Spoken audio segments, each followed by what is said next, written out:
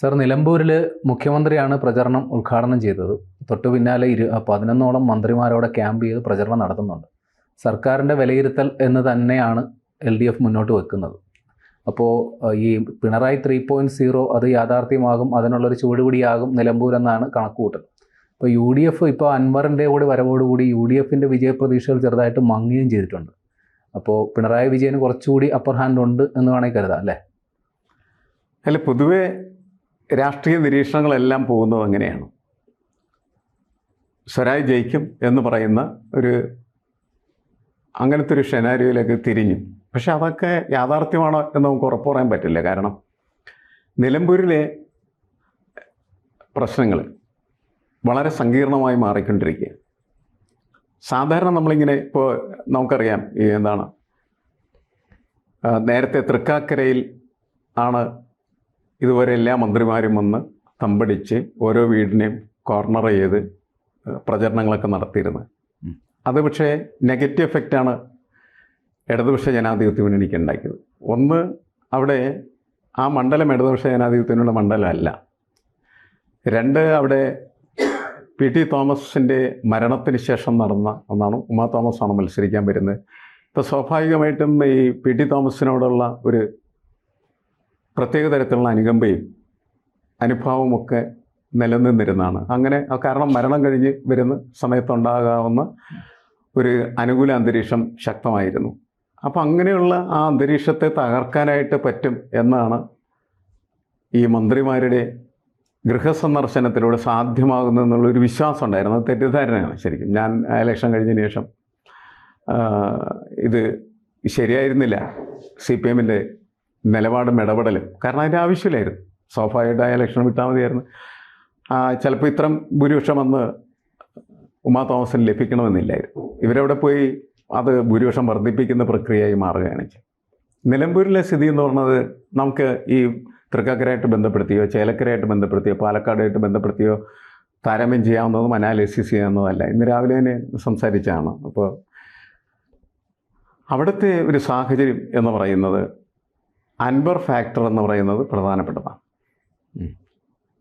നമ്മളവിടുത്തെ ഈ പത്രപ്രവർത്തകരെല്ലാം പോയിട്ട് അല്ലെങ്കിൽ മാധ്യമപ്രവർത്തകരൊക്കെ പോയിട്ട് അവിടുത്തെ ആളുകളുമായിട്ട് സംസാരിക്കുന്ന സമയത്ത് അവർ പലപ്പോഴും പറയുന്നത് സ്വരാജാണ് ജയിക്കാൻ പോകുന്നത്, അൻവർ ജയിക്കും എന്ന് പറയുന്നവരുണ്ട്, ഷൗക്കത്ത് ജയിക്കും എന്ന് പറയുന്നവരുണ്ട്. ഇപ്പം നമുക്കൊരു പൊളിറ്റിക്കൽ അനാലിസിസ് നടത്തുമ്പോൾ ഇതിനകത്ത് ഈ നിയോജകമണ്ഡലം എന്ന് പറയുന്നത് UDFനോ LDFനോ തീർച്ചയായി കൊടുക്കാവുന്ന തരത്തിൽ ഉള്ളതല്ല. എന്ന് വെച്ചാൽ കട്ടക്ക് മത്സരം നടക്കുന്ന സ്ഥലമായിട്ട് നമുക്കതിനെ കണക്കാക്കാൻ പറ്റും. ആ കട്ടക്ക് മത്സരം നടക്കുന്നതിൽ ചെറിയൊരു എഡ്ജ് ഈ ആര്യാടൻ മുഹമ്മദിൻ്റെ കാലം മുതൽ UDFനുണ്ട് എന്ന് വെക്കാമെങ്കിൽ പോലും കഴിഞ്ഞ 2 നിയമസഭാ തെരഞ്ഞെടുപ്പുകൾ എന്ന് പറയുന്നത് ആ എഡ്ജ് അതിനെ നഷ്ടപ്പെടുത്തിയതായിരുന്നു എന്ന് നമുക്കറിയാവുന്നതാണ്. പക്ഷേ ആര്യാടൻ്റെ കാലത്ത് ഈ ലീഗിലെ ഒരു പ്രബല വിഭാഗത്തെ പിണക്കിക്കൊണ്ടാണ് ആര്യാടനോടെ തുടർച്ചയായിട്ട് ജയിച്ചിട്ടുണ്ട്. പക്ഷെ ഇപ്പോൾ ഷൗക്കത്തിന് വേണ്ടി ലീഗ് സജീവമായിട്ട് രംഗത്തുണ്ട്. അപ്പോൾ പിന്നെ അവർക്ക് ഉറപ്പിക്കാമല്ലോ. അല്ല, ലീഗ് സജീവമായിട്ടുണ്ടാവേണ്ടതൊരാവശ്യമുണ്ടല്ലോ. കാരണം വെച്ചാൽ 2 വട്ടമായി ഭരണത്തിൽ നിന്നവർ പുറത്താണ്. ഇവിടെ തോറ്റു കഴിഞ്ഞാൽ അത് പിണറായിയുടെ 3ാം വരവിനുള്ള ഒരുക്കമായി മാറും. അല്ലെങ്കിൽ വീണ്ടും ഇടതുപക്ഷം വരും എന്നുള്ളത് ഉറപ്പാണ്. ഇങ്ങനത്തെ ഈ തെരഞ്ഞെടുപ്പിൻ്റെ ഏക പ്രാധാന്യം അതാണ്. കാരണം ഇടതുപക്ഷമാണ് അവിടെ ജയിക്കുന്നതെങ്കിൽ അതിൻ്റെ ഇമ്പാക്റ്റ് എന്ന് പറയുന്നത് ഈ വരാൻ പോകുന്ന നിയമസഭാ തെരഞ്ഞെടുപ്പ്, ഞാൻ മറ്റേ തദ്ദേശ സ്വയംഭരണ സ്ഥാപനങ്ങളുടെ തെരഞ്ഞെടുപ്പ് അങ്ങനെ നമ്മൾ എടുക്കുന്നില്ല. നിയമസഭാ തെരഞ്ഞെടുപ്പിൽ അത് LDFന് നന്നായിട്ട് പോസിറ്റീവായി തീരാൻ സാധ്യതയുള്ള ഒന്നാണ്. അവർ ജയിച്ചാൽ. അവർ തോറ്റു കഴിഞ്ഞാൽ നമുക്കറിയാം ആ തെരഞ്ഞെടുപ്പിൽ, അതായത് അടുത്ത നിയമസഭാ തെരഞ്ഞെടുപ്പിൽ ഇടതുപക്ഷം തോൽക്കുകയും UDF അധികാരത്തിൽ വരികയും ചെയ്യും എന്ന കണക്കുകൂട്ടൽ ശക്തിപ്പെടും എന്നുള്ളതാണ്. പക്ഷെ പല ഇടതുപക്ഷക്കാരും പറയുന്നത് 3ാം ഭരണം വേണ്ട എന്നാണ്. ഇടതുപക്ഷത്തെ വളരെയധികം സ്നേഹിക്കുന്നതായിട്ടുള്ള ആൾ. കാരണം ഭരണമുണ്ടാക്കുന്ന ഒരുപാട് നെഗറ്റീവ്സ് ഉണ്ട്, എന്തിനാണ് അത് ചുമക്കണത് എന്നാണ് അവരൊക്കെ ചോദിക്കുന്നത്. പക്ഷേ അവിടെയും പ്രശ്നം എന്താണെന്ന് വെച്ചാൽ അതിൻ്റെ ഇടയിൽ ഈ ഭരണകൂടം പോവുകയാണെന്ന് വരിക, CPMൻ്റെ അധികാരം പോവുകയാണെന്ന് വരിക. അപ്പോൾ ആൾ ഇന്ത്യ തലത്തിൽ എങ്ങനെയാണ് CPM വിലയിരുത്തപ്പെടാൻ പോകുന്നത്? CPM ഭരിച്ചിരുന്നതായിട്ടുള്ള എല്ലാ സംസ്ഥാനങ്ങളും തൂത്തുവാരപ്പെട്ട ഒരു പാർട്ടി എന്ന നിലക്കാർ വിലയിരുത്തും. അപ്പോൾ ഇവിടെ ഈ ഇടതുപക്ഷ സ്നേഹം കൊണ്ട് ഇനി സർക്കാർ വരണ്ട എന്ന് കരുതുന്നവരെ സംബന്ധിച്ചിടത്തോളം അത് മോശമായിട്ടായിരിക്കും വരാൻ പോകുന്നത്. ഈ തെരഞ്ഞെടുപ്പും അതേപോലെ ഈ പാർലമെൻ്ററി ജനാധിപത്യം എന്നൊക്കെ പറയുന്നത് വളരെ സങ്കീർണമായിട്ടുള്ള ഇതാണ്. നമുക്ക് നമ്മുടെ ഒരു മനസ്സിൻ്റെ ഇഷ്ടത്തിൻ്റെ അടിസ്ഥാനത്തിലൊക്കെ തീരുമാനമെടുക്കാൻ പറ്റുന്ന ഒരു കാര്യമല്ല. അധികാരത്തിൻ്റെ ഒരു പ്രശ്നമാണ്. അപ്പോൾ അതുകൊണ്ട് ഇടതുപക്ഷം വീണ്ടും അധികാരത്തിൽ വരുന്നത് തന്നെയായിരിക്കാം ഈ നല്ല ഇടതുപക്ഷ ചിന്തക്കാരെ, അങ്ങനെ ചിന്തിക്കുന്നതായിട്ടുള്ള ആളുകൾക്ക് നല്ലതെന്നാണ് നമുക്കിതിന് വിലയിരുത്തുമ്പോൾ പറയാനായിട്ട് പറ്റുന്നത്. പക്ഷേ ഇവിടെ നമ്മൾ വരുമ്പോൾ ഉള്ള പ്രശ്നം എന്താണ്? ഈ തെരഞ്ഞെടുപ്പിൽ ജയിക്കാനായിട്ടുള്ള സാധ്യത എന്താണ്? സാധ്യത കുറവാണ് എന്നാണ് ഒറ്റ നോട്ടത്തിൽ നമ്മൾ വിലയിരുത്തുമ്പോൾ മനസ്സിലാക്കുന്നതായിരുന്നു. പക്ഷേ സാധ്യത നിർമ്മിച്ചു കൊടുക്കുന്നതിനാരാണ്? സാധ്യത നിർമ്മിച്ചു കൊടുത്തത് ആദ്യം UDF തന്നെ. അതെ, UDF വളരെ സുഗമമായിട്ട് ജയിക്കാവുന്ന ഒരു അന്തരീക്ഷത്തെ അൻവറിനെ മാറ്റി നിർത്തിക്കൊണ്ട് സുഗമമല്ലാത്തതാക്കി മാറ്റി. അതിൻ്റെ അഡ്വാൻറ്റേജ് എന്തൊക്കെയാണെന്നുള്ളത് വേറെ വിഷയമാണ്. ഇവിടെ ജയവും പരാജയവും നമ്മൾ പരിശോധിക്കുന്ന സമയത്ത് ആദ്യം തന്നെ അതിനെ ഒരു ബ്ലോക്ക് വെച്ചത് UDF തന്നെയാണ്. അങ്ങനെ അൻവർ മാറിയിരുന്നു.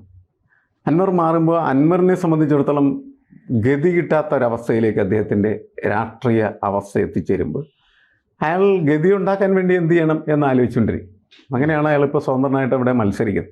സ്വതന്ത്രനെ മത്സരിക്കുമ്പോൾ അദ്ദേഹത്തിൻ്റെ രാഷ്ട്രീയ പ്രസക്തി തീരുമാനിക്കപ്പെടുന്ന അദ്ദേഹം അവിടെ നേടുന്ന വോട്ടിൻ്റെ അടിസ്ഥാനത്തിലാണ്. ഏറ്റവും കൂടുതൽ വോട്ട് എങ്ങനെ നേടാൻ പറ്റും, അതിനാരുടെയൊക്കെ സഹായം സ്വീകരിക്കാനായിട്ട് കഴിയും, അതൊക്കെ അയാൾ നന്നായിട്ട് വർക്കൗട്ട് ചെയ്തുകൊണ്ടിരിക്കുന്നത്. അയാളുടെ ഒരു സോഷ്യൽ എഞ്ചിനീയറിങ് അതിൻ്റെ അകത്ത് പ്രവർത്തിക്കുന്നത്. ഈ സോഷ്യൽ എഞ്ചിനീയറിങ്ങിൻ്റെ വർക്ക് ആരെയാണ് കൂടുതൽ ദുർബലപ്പെടുത്തുക? പെട്ടെന്ന് എല്ലാവരോടും ചോദിക്കുന്ന സമയത്ത് ഇയാൾ ഇടതുപക്ഷത്തിനൊപ്പം നിന്നിരുന്നില്ലേ, അപ്പോൾ ഇയാൾ പോയി കഴിഞ്ഞിട്ടുണ്ടെങ്കിൽ ഇടതുപക്ഷത്തിന് വോട്ടിൽ പോണത്, അതെ, സുഖമായിട്ട് UDF ജയിക്കില്ലേ എന്നൊരു യുക്തി സാധാരണ ആളുകളൊക്കെ പറയാറുണ്ട്. പക്ഷെ അങ്ങനെയല്ല ഇലക്ഷനിൽ വർക്കൗട്ട് ആവുന്നു. ശരി, ഇയാൾക്ക് UDFൽ നിന്നും LDFൽ നിന്നും വോട്ട് വാങ്ങാനായിട്ടുള്ള ശേഷി എന്ന് പറയുന്നത് ഉണ്ടാകുന്നത് ഒന്ന്, അദ്ദേഹം ഈ സാധാരണക്കാരായിട്ടുള്ള ദരിദ്രരായിട്ടുള്ള ആളുകളെ സഹായിക്കുന്ന ഒരു സമയം എടുക്കുന്നത്. അത് ഇലക്ഷനിൽ പ്രധാനപ്പെട്ടത് തന്നെയാണ്. അപ്പോൾ ഈ കഴിഞ്ഞ 8-9 വർഷമായിട്ട് അയാൾ അവിടെ MLA ആയിട്ട് നിന്ന സമയത്ത് നൽകിയ സഹായങ്ങൾ, ആ സഹായങ്ങൾ ആർക്കൊക്കെയാണ് കിട്ടിയത് അവരെയൊക്കെ കാണുന്നുണ്ടാവും ഇയാളുടെ ആൾ. അപ്പോൾ അവർ രണ്ട് ഭാഗത്തുള്ളവരുണ്ടാവും. ആ വോട്ടുകൾ എങ്ങനെ ഉറപ്പിക്കാൻ പറ്റും എന്നുള്ള പരിശോധന. പിന്നെ ഇതിനിടയ്ക്കാണ് നമുക്കറിയാം ഇപ്പോൾ ജമാഅത്തെ ഇസ്ലാമി, UDF, SDP സ്ഥാനാർത്ഥി അവിടെ ഉണ്ട്. അതെ, അവരൊക്കെ എങ്ങനെയാണ് ഈ വോട്ട് ശേഖരിക്കുക? അവർക്കത് മുഴുവൻ വേണ്ട, കുറച്ചോട്ട് നിൽക്കുമെന്ന് ബാക്കി അൻവർക്ക് കൊടുക്കുക എന്ന് പറഞ്ഞാൽ കുറേ വോട്ടുകൾ അവരുടെ അൻവർ കൊണ്ടുപോകാനുള്ള സാധ്യത നമുക്ക് തള്ളിക്കളയാൻ പറ്റില്ല. ജമാഅത്തെ ഇസ്ലാമി അവർക്ക് വളരെ കുറച്ച് വോട്ടേ ഉണ്ടാവുള്ളൂ. പക്ഷേ ആ വോട്ട് ആർക്കെയാണെന്ന് അവർ തീരുമാനിച്ചാൽ അവർക്ക് തന്നെ ചെയ്തിരിക്കും. അവരിപ്പോൾ UDFന് ചെയ്യാൻ തീരുമാനിച്ചിരിക്കുന്നു എന്നുള്ളതാണ് പുറത്തെ വാർത്ത. അതിനിടയ്ക്കാണ് ആൾ PDP കടന്നു വരുന്നത്. PDP അവർ LDFന്, അപ്പോൾ അവർ LDFന് വോട്ട് ചെയ്യുന്നു. ജമാഅത്തെ ഇസ്ലാമിയുടെ ഹിന്ദു മഹാസഭ LDFന് പിന്തുണ ഹിന്ദു സഭ. അപ്പം നമുക്കിതൊന്നും പറയാൻ പറ്റില്ല. കാരണം ഇത് എങ്ങനെയാണ്, ആരെയാണ് സഹായിക്കുക എന്നൊന്നും പറയാൻ പറ്റില്ല. ഇപ്പോൾ PDPയുടെ സഹായം CPMന് വാഗ്ദാനം ചെയ്യപ്പെടുന്ന സമയത്ത് ചിലപ്പോൾ CPMന് വോട്ട് വേറെ വിധത്തിൽ പോകാൻ സാധ്യത. ഇവരുടെ കുറച്ച് ചിലപ്പോൾ വോട്ട് വേറെ ചിലപ്പോൾ വോട്ട് പോകും. ഇലക്ഷനിലതൊക്കെ എങ്ങനെയാണ് വരുന്നത് എന്ന് സൂക്ഷ്മദർശിനി വെച്ച് അങ്ങനെ പരിശോധിക്കാൻ പറ്റുന്ന തരത്തിലല്ല ഇപ്പോൾ കാര്യങ്ങളുടെ കിടപ്പെന്ന് നമ്മൾ മനസ്സിലാക്കണം. അതുമാത്രമല്ല, സമസ്ത ജമാഅത്തെ ഇസ്ലാമിയുടെ പിന്തുണയുടെ പേരിൽ അവരുടെ ഇടക്ക് തർക്കം, ഇങ്ങനെ നാനാവിധമായ മേഖലകളിൽ ഇതെല്ലാം എങ്ങനെയാണ് ഇതിൻ്റെ അകത്ത് കയറി വരിക എന്നുള്ളത് അറിയാൻ പാടില്ലാത്ത തരത്തിലേക്ക് മാറിയിരിക്കും തിരഞ്ഞെടുപ്പ്. അതിൻ്റെ പേരിൽ അവിടെ നമുക്ക് ഒരു വ്യക്തമായിട്ടുള്ള ഒരു പ്രവചനം ഇങ്ങനെ ആയിരിക്കും സംഭവിക്കുക എന്ന് പറയുന്നത് കൊണ്ട് കാര്യമുണ്ടെന്ന് എനിക്ക് തോന്നുന്നില്ല. അത്ര സങ്കീർണമായിപ്പോൾ തുടങ്ങുന്ന സമയത്തെ പോലത്തെ അവസ്ഥയല്ല. തുടക്കത്തിൽ UDF മുന്നിൽ നിന്നിരുന്നു, പിന്നീട് LDF കയറി വന്നു. ഇപ്പോൾ എന്ന് പറയുന്നത് പ്രവചിക്കാൻ പറ്റാത്ത തരത്തിലേക്ക് കാര്യങ്ങൾ പോയിക്കൊണ്ടിരിക്കുന്ന ഒരു സാഹചര്യമാണ് നിലവിലുള്ളത്.